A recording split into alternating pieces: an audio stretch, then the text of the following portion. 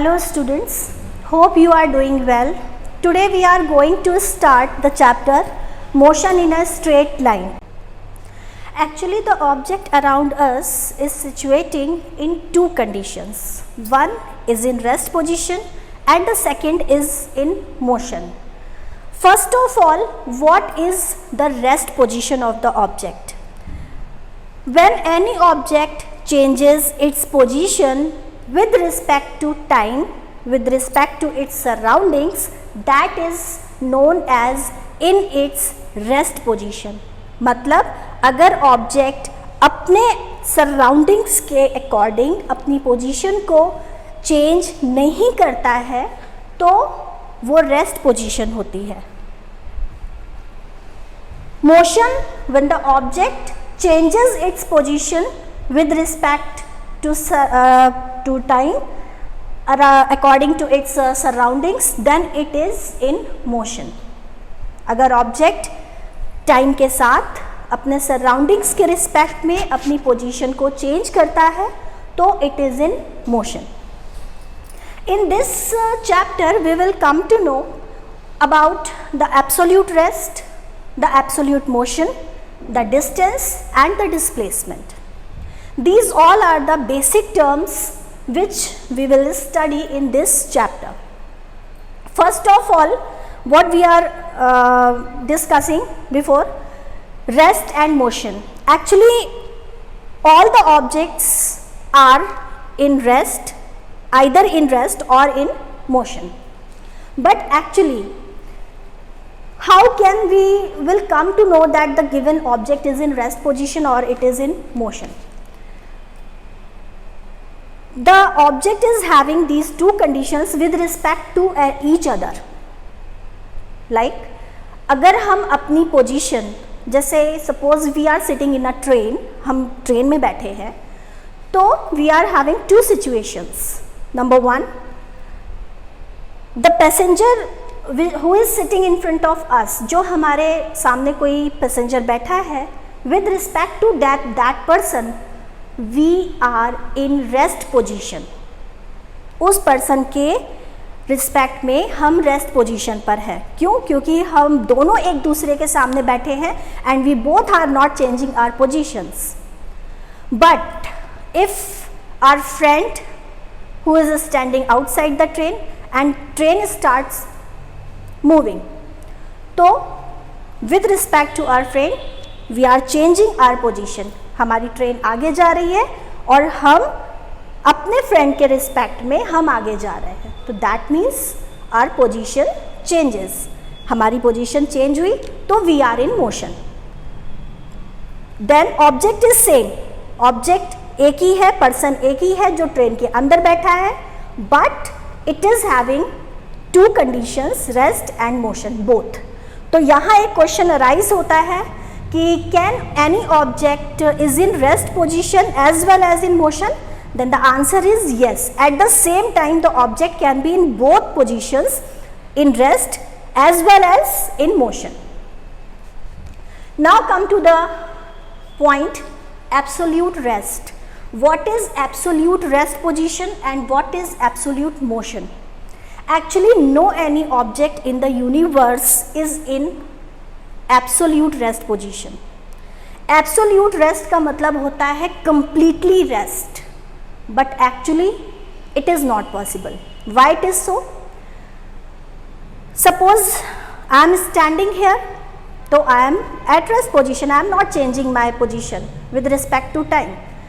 But this is the planet Earth and Earth revolves around the sun.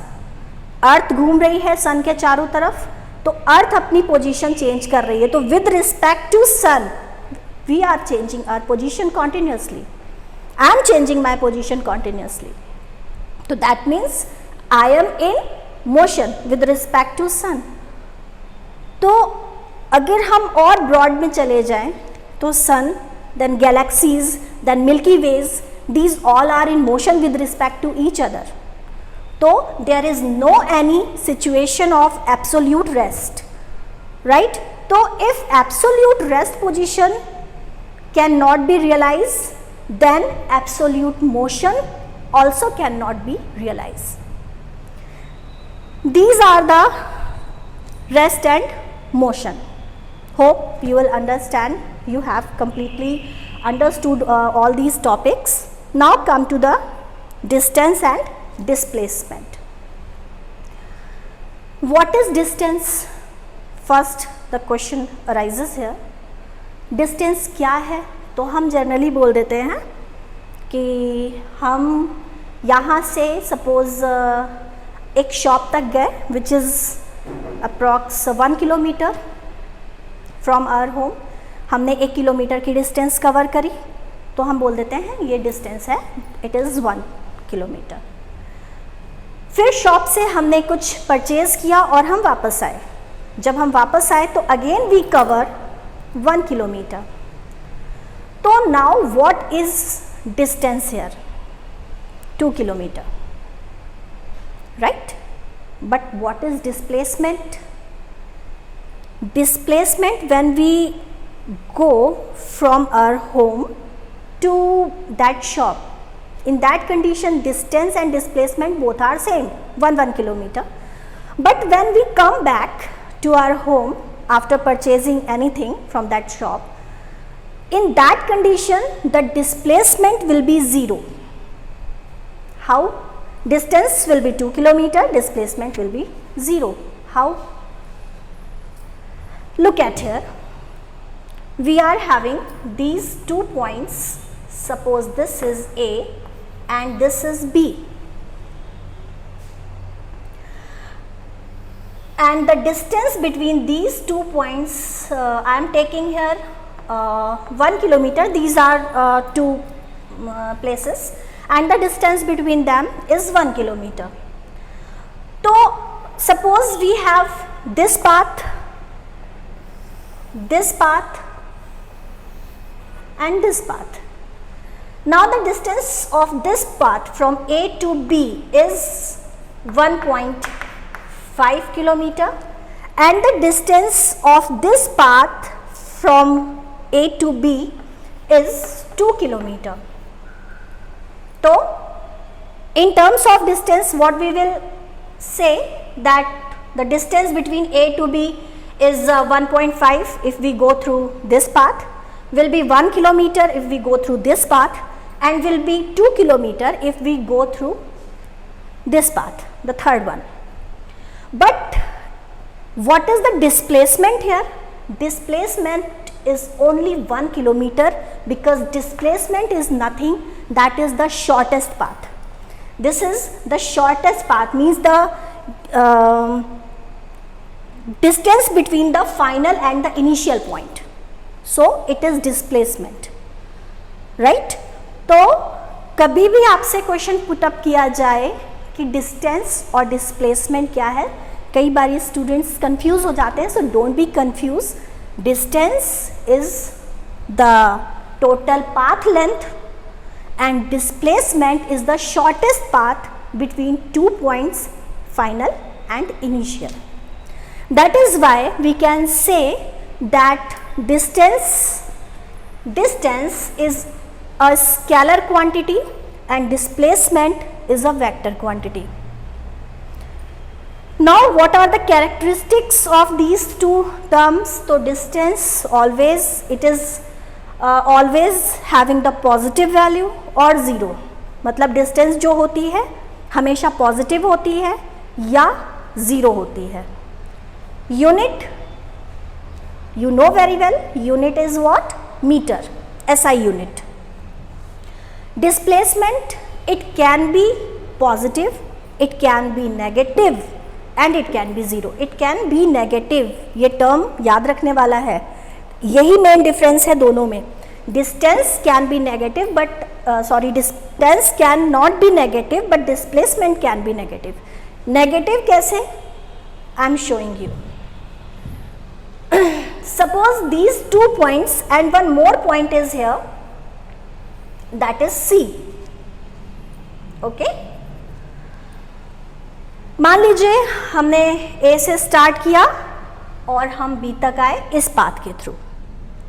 तो what we are having the distance that is 1 kilometre. अब मान लीजिए इस point की जो यहाँ से यहाँ तक का गैप है that is 0.5 kilometre, half kilometre. हम यहाँ से हमें कुछ काम था, हमने कंप्लीट किया, वापस आए रास्ते में हमें कुछ अच्छी चीज़ दिख गई, हम यहाँ पर रुक गए। अब ये पॉइंट जो है ये 0.5 किलोमीटर बैक है, यानी कि in this condition what is the displacement here, this is -0.5। तो अब अगर हम पूछें कि what is our actual position from our initial point, तो हमारी इनिशियल पॉइंट से जो पोजीशन होगी वो तभी आप एक्यूरेट बता पाओगे जब आपने ये डिस्प्लेसमेंट की वैल्यू नेगेटिव ली होगी, and that is 0.5 kilometre, means this much. Okay children, let us understand the difference between distance and displacement with one more example. These are the 2 points A and B. The distance between 2 points I am taking here for an example 2 kilometer. Okay. Suppose an object starts to move from A and it is going to B, right? After doing the work complete, it comes back to C. कोई object ए से start करता है, मान लीजिए हम ही जा रहे हैं कुछ परचेज करने के लिए, बी पॉइंट तक हमें जाना है, हमने ए से स्टार्ट किया, हम बी पर पहुँचे, बी पर अपना काम कंप्लीट किया, वापस आए, यहाँ पर हमें कोई मिल गया, हमारा कोई फ्रेंड मिल गया, हम उससे बात करने लगे। तो इस पॉइंट पर एट पॉइंट सी सिर्फ हम सी पॉइंट पर कंसंट्रेट करेंगे। ओके, तो at point C what is the total displacement, total distance covered by me. Okay, क्या होगी, that is A C, that is A B, क्योंकि मैं पहले यहाँ तक आई और फिर वापस सी तक आई तो बी सी। तो distance is what, A C plus B C, and that is A C A B, sorry A B, that was A B not A C, पहले बी तक गए ना, तो A B then B C. A B कितना है, that is 2 kilometre, and then B C is what, again 0.5 kilometre. तो what will be the distance, that is 2.5 kilometre which is covered by me. Now displacement क्या है, from A to B same thing, हम A से B पर गए, कुछ काम था कंप्लीट किया, वापस सी पर आए, फ्रेंड मिल गया, हम बात करने लगे। अब the question is what is the displacement from A to C. Displacement क्या है, तो in that condition the displacement will be A B, जो हमने पहले कवर किया था, वापस आए तो it is minus BC. As I told you, displacement can be negative. Negative value होगी क्योंकि हम अपोजिट डायरेक्शन में आए हैं, तो it is A B minus B C, तो this is 2 minus 0.5 kilometre, that is 1.5 kilometre, means our displacement is this.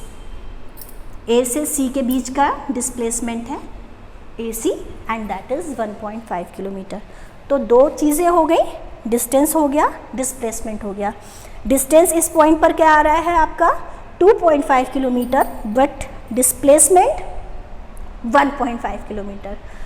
क्यों आ रहा है ये डिफरेंस, क्योंकि अभी मैंने आपको पहले बताया distance can always be positive और ज़ीरो। क्यों ज़ीरो, क्यों, क्योंकि अगर हम जब विद रिस्पेक्ट टू टाइम हम अपनी पोजीशन चेंज ही नहीं करेंगे तो डिस्टेंस ज़ीरो रहेगा। But displacement can be positive, can be negative, and can be zero. Okay, these two topics we have done now. Okay, now we are going to discuss about these two topics. Those are speed and velocity. Speed को हम बोलते हैं, हिंदी में बोलते हैं इसे चाल, और वेलोसिटी को बोलते हैं वेग। लेकिन अगर यूनिट की बात करें तो स्पीड का यूनिट भी मीटर पर सेकंड होता है, वेलोसिटी का यूनिट भी मीटर पर सेकंड होता है। तो डिफरेंस क्या हुआ दोनों में? डिफरेंस ये है, पहले स्पीड देखते हैं क्या है एक्चुअली। स्पीड होता है the total path travelled bye an object in a given time interval. जैसे जब मैंने आपको एक्सप्लेन किया था डिस्टेंस, राइट, तो उसमें हमने टोटल डिस्टेंस कवर करी थी 2 kilometre from A to B, then 0.5 kilometre from B to C. तो टोटल हमारी डिस्टेंस जो थी वो हो गई थी 2.5। That means in that condition the total path covered by us that is 2.5 kilometre. And suppose we covered that path in half an hour, in 30 minutes, right? So what is the time? That is 30 minutes, and the total path traveled by us, that is 2.5 kilometer. So the ratio of the total path covered to the time interval, that is known as speed, यानी कि it is equal to distance upon time. Okay, distance upon time. We are using this term here, distance. जैसा आपको मैंने पहले बताया था, distance can not be negative, यानी कि डिस्टेंस कौन सी क्वांटिटी है? Scalar. Okay, if distance is scalar then speed is also a scalar quantity. Scalar क्यों? क्योंकि ये वैल्यू नेगेटिव नहीं होती, it doesn't have direction. Okay, तो ये क्वांटिटी आपकी हो गई स्केलर। ओके, तो this is speed, it is equal to distance upon time. Now velocity. Now velocity is what? That is displacement upon time. Displacement upon time means what? The change of position of any object upon time. यानी कि change in position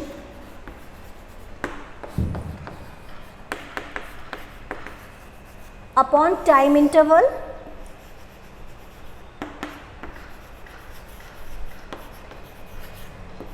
we are using term change in position here. Change in position means what? Displacement. Okay, means final position minus initial position. So that is why this is displacement upon time. We can write it as displacement upon time. Displacement upon time. Displacement की characteristics मैंने जैसे आपको बताई थी, it is having the positive value, negative value and zero. Negative value होती है, that means displacement is a vector quantity. Displacement vector है तो वेलोसिटी भी वेक्टर क्वांटिटी होगी। ओके, तो what is the difference between these two? अगर आपसे पूछा जाए what is the difference between speed and velocity, very simple, speed is a scalar quantity and velocity is a vector quantity, but the SI unit of both are same, metre per second. इसका metre per second Y?